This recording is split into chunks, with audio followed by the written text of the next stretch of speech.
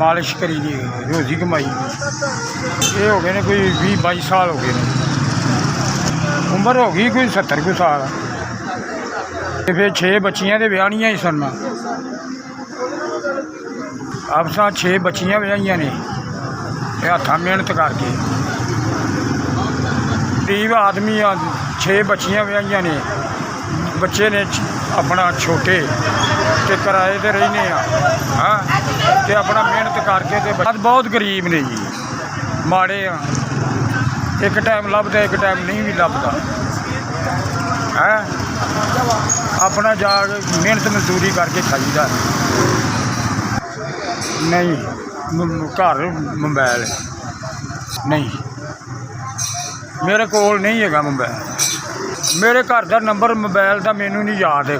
मैं बढ़ गया बंदा हाँ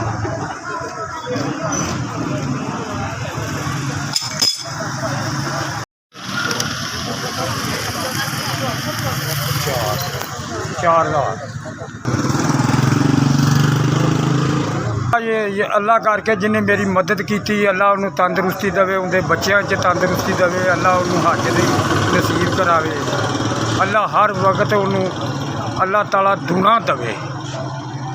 जी मैं रात फिरदा पाया था मेरी अल्लाह ने मदद की है अल्लाह भला होवे जिन्हें दिते ने पैसे अल्लाह उनके बच्चों च भी खैर होवे SBS बड़ी मेहरबानी तुसां गरीब का भला किया है GFC थोड़ी बड़ी मेहरबानी तुसां मेरे गरीब से भला किया।